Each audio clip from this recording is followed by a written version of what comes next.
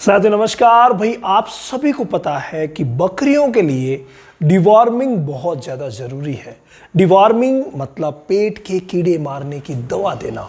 ये बहुत ज़्यादा आवश्यक है। आवश्यक क्यों है भाई? हम इतना शुद्ध खाते हैं, उसके बावजूद पेट में कीड़े पनप सकते हैं। तो बकरियां तो कुछ भी खाती रहती है, तो इनके पेट में कीड़े पनपना लाजमी है। तो ऐसी कंडीशन में अगर उन कीड़ों को समय समय पर नहीं मारा गया तो वो कीड़े हमारी बकरियों को मार देंगे।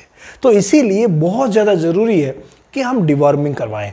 लेकिन क्या आपने कभी सोचा है कि ये डिवॉर्मिंग की भी कुछ ऐसी स्थितियां होती है, वहां अगर आपने डिवॉर्मिंग करवा दी ना तो नुकसानदायक साबित हो सकता है। उन्हीं स्थितियों के बारे में आज मैं आपसे बात करने वाला हूं।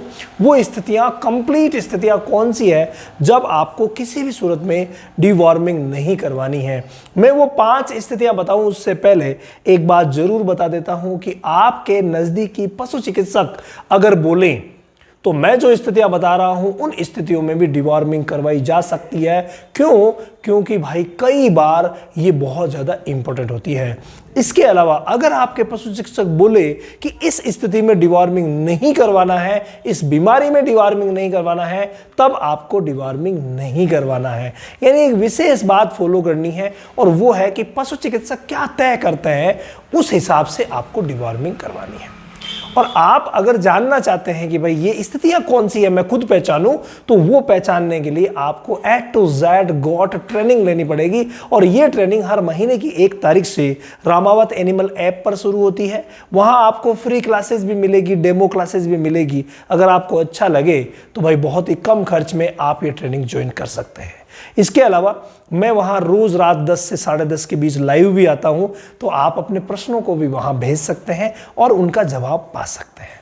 तो मैं बात कर रहा था कि वो कौन कौन सी स्थितियां हैं। नंबर 1 स्थिति नोट कर लीजिए और वो है बच्चा देते समय। जी हां, बच्चा देने से 15 से 20 दिन पहले से और बच्चा देने के 15 दिन बाद तक आप डिवॉर्मिंग किसी भी सूरत में नहीं करवाएंगे।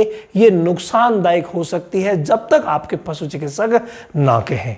देखिए नुकसानदायक कैसे हो सकती है। इस स्थिति में बकरियां बहुत ज़्यादा स्ट्रेस में रहती है, तनाव में रहती है, और ऐसे में अगर हमने डिवॉर्मिंग करवाई तो डिवॉर्मिंग आपको पता है तनाव पैदा करती है बकरियों में, डाइजेशन को डिस्टर्ब कर देती है, लीवर पर नेगेटिव इफेक्ट डालती है। इसी वजह से इस कंडीशन में, इस क्राइटेरिया में आपको कतई डिवॉर्मिंग नहीं करवानी है।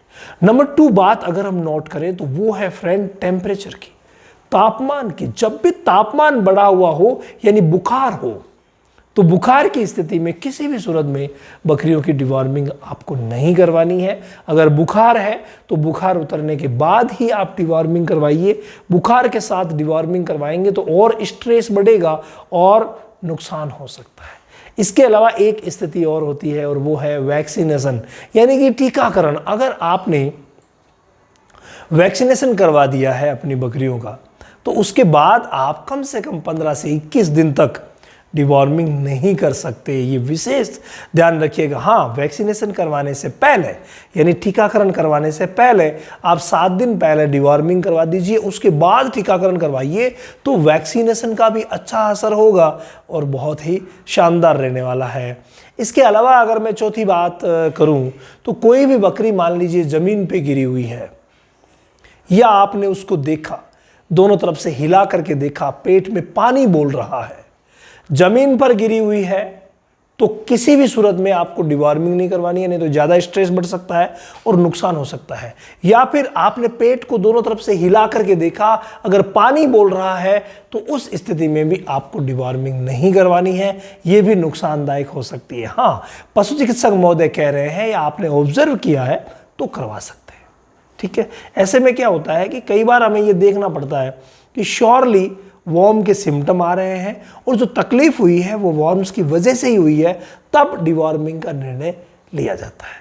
इसके अलावा एक अंतिम स्थिति और मैं आपको बताना चाहूँगा कि जब भी आप अपनी बकरी को क्रॉस करवाते हैं, बकरे से, ब्रीडर से क्रॉस करवा देते हैं यानी कि उसको कंसीव यानी ज्ञाबिन करवा देते हैं, उसके बाद आपको एक महीने तक आपको डिवॉर्मिंग नहीं करवाना है। यहाँ पर अगर मान लीजिए आपने एआई भी करवाई है तो बात वही रहेगी, एआई करवाएं या क्रॉस करवाएं। दोनों ही सूरत में आपको कम से कम 1 महीने तक डिवॉर्मिंग नहीं करवानी है। ये जो 500 स्थितियां मैंने बताई और 6ठी स्थिति हमारी हुई पशु चिकित्सक महोदय वाली, तो ये स्थितियां अगर आप फॉलो करते हैं और इन स्थितियों में डिवॉर्मिंग नहीं करवाते हैं तो भाई बेटर रहता है। कितनी अच्छी चीज़ है डिवॉर्मिंग, लेकिन वो भी सही समय पर होना ज़रूरी है।